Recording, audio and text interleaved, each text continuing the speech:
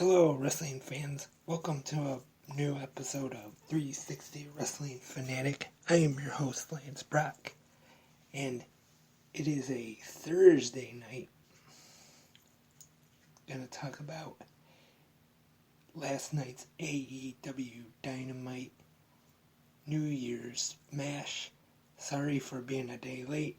Lately, in recent weeks, have been talking about Dynamite the same night, but unfortunately, like I said, a day late this week. Hopefully we'll get back to being on the same night soon, maybe next week, who knows.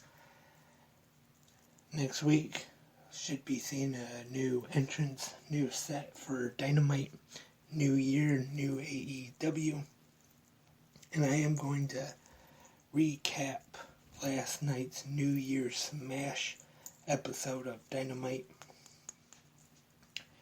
But I want to talk about some news that came out just a little bit ago that's, I guess you could say that's breaking tonight. And that is from a WWE house show from the holiday tour that took place tonight. Unfortunately, it's some bad news, and that is apparently AJ Styles has suffered some sort of injury, and what I'm reading on the Ringside News app right now is that it is 100% legitimate. Unfortunately, during the match,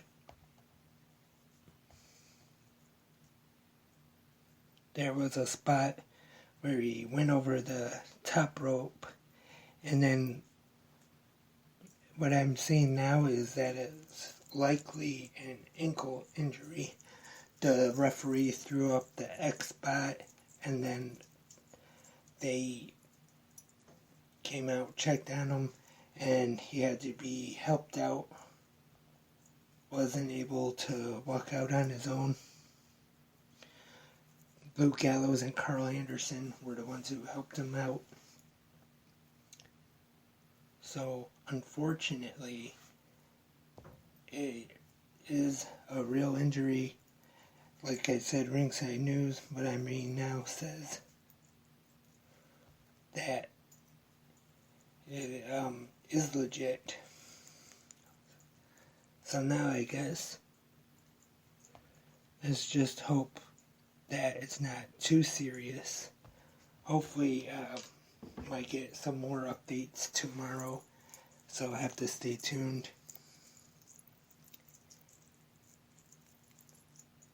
Definitely hope for the best.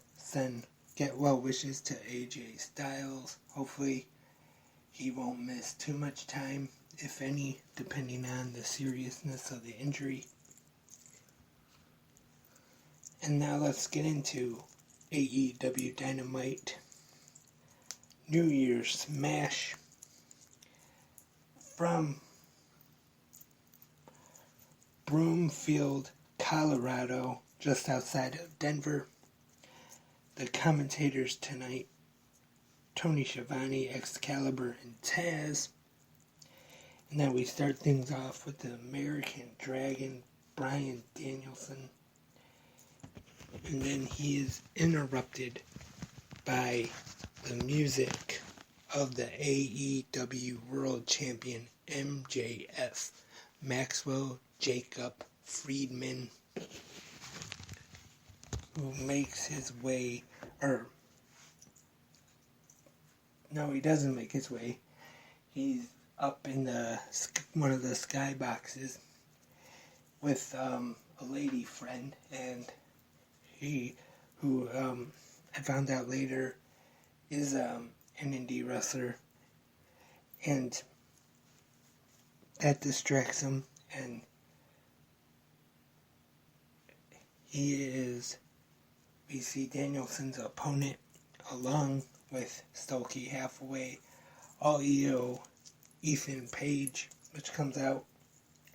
Stolke wearing an AEW baseball cap, which is one that I also own, due to the bold comments that Danielson made last week about the light reflecting off the head of Halfway.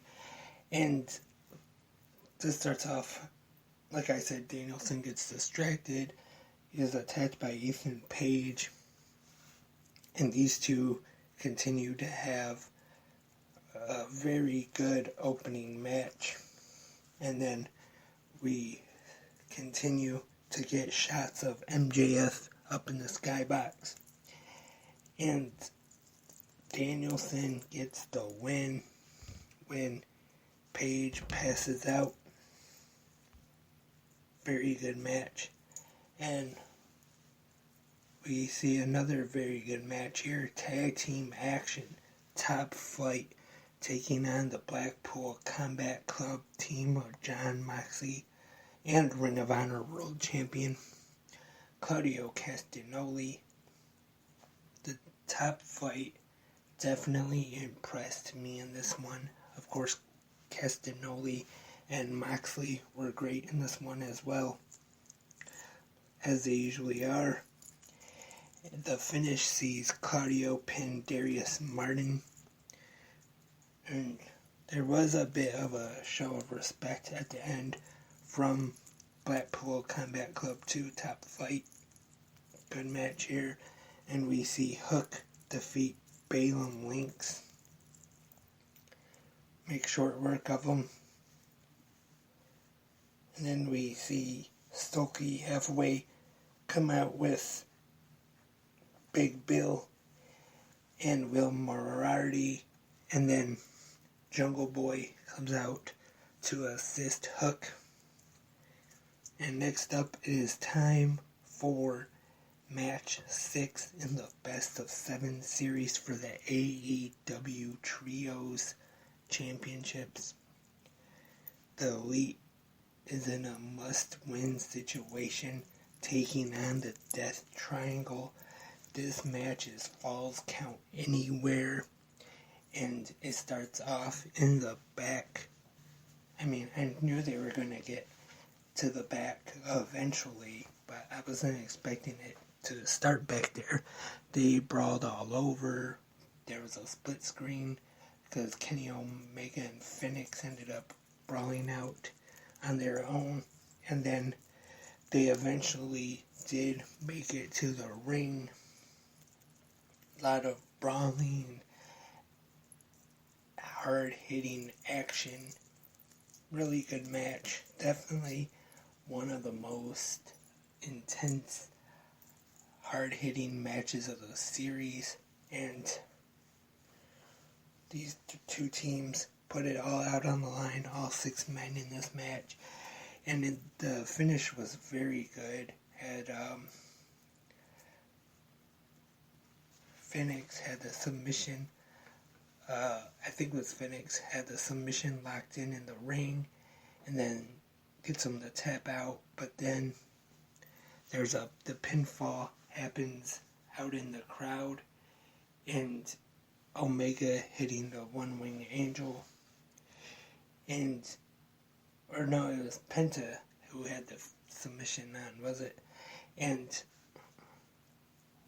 the Elite tie the series 3-3, and now there will be a match 7 January 11th, which is my birthday, from Los Angeles, and it'll be a ladder match.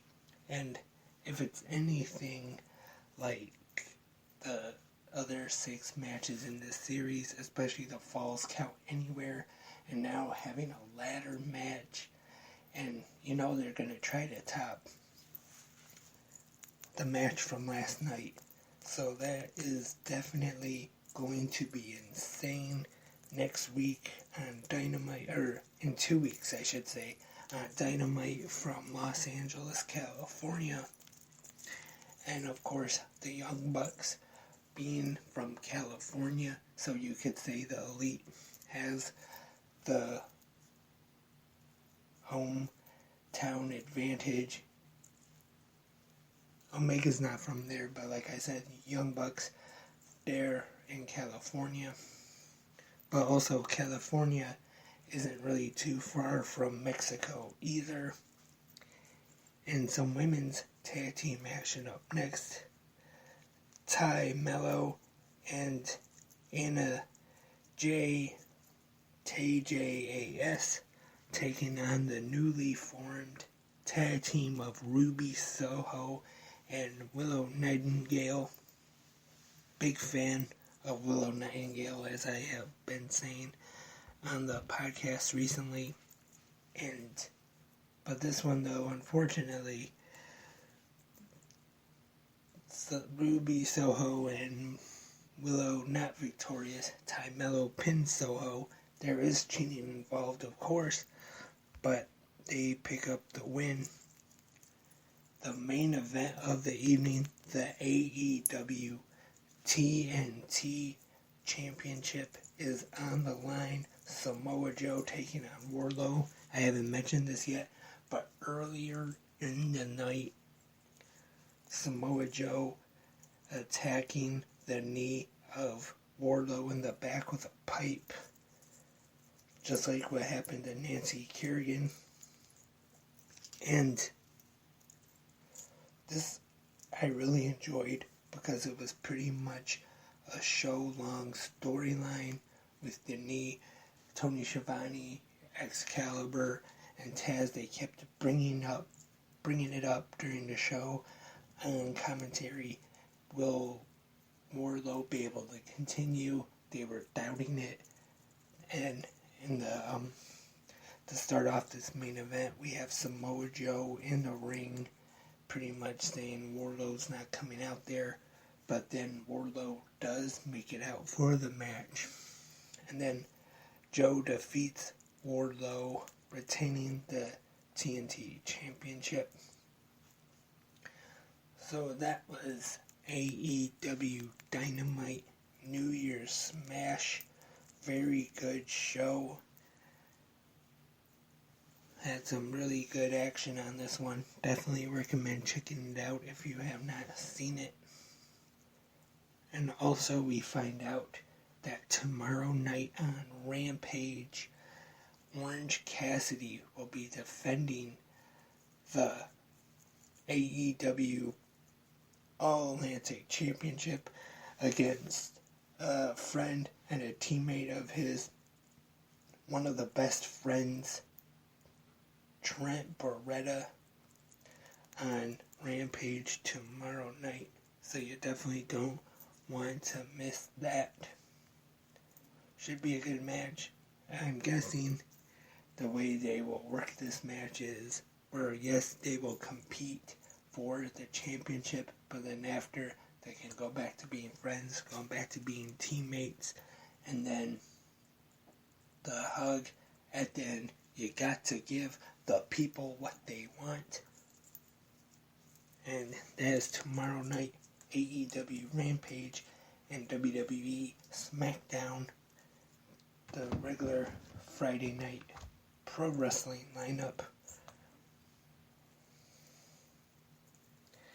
As we get ready for New Year's Eve this Saturday.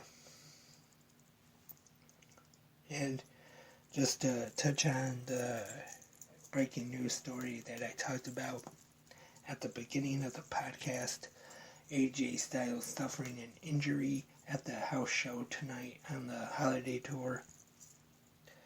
What I have read on Ringside News so far is that it appears to be an ankle injury. Let's just hope it's not too serious. And the new Ric Flair documentary is now on Peacock if you haven't seen it yet. It is pretty good, and definitely not bad, but there are a few parts where it's kind of tough, where he talks about the passing of his youngest son, Reed. But if you remember back on his podcast, when Dark Side of the Ring came out about the plane ride from hell, he said on that documentary that he would discuss it, tell his side of the story, but that was not on the documentary at all. So I'm guessing that he did probably record an interview, or he did talk about it during the interview, I should say, but for whatever reason, they did not include it in the final documentary for whatever reason. And tonight, just like Monday was the best of 2002, or absolute best of 2002, I should say, on Raw, tonight for Impact Wrestling, we've seen the best of 2022. Knockout of the Year, Jordan Grace. The X Division Star of the Year, Speedball Mike Bailey. Won't spoil too much though. In case you haven't seen it, definitely worth checking out. Impact Wrestling Best of 2002. January 13th, Hard to Kill, the main event for the Impact World Championship. Bully Ray vs. Josh Alexander will now be a Full Metal Mayhem match. That is definitely one you're going to want to check out. So that is all for this episode of 360 Wrestling Fanatic, episode 341. Thank you very much for tuning in, everyone. It is definitely appreciated. If you have any questions, comments, or suggestions, 360 Wrestling Podcast at gmail.com. Hopefully we'll have more episodes of Fanatic Unleashed. Also, if you want to request an episode where I talk about a certain show from the past, a certain wrestler, a certain pro wrestling topic, you can suggest that at 360 Wrestling Podcast at gmail.com. Or if you want to, the YouTube channel, subscribe to that.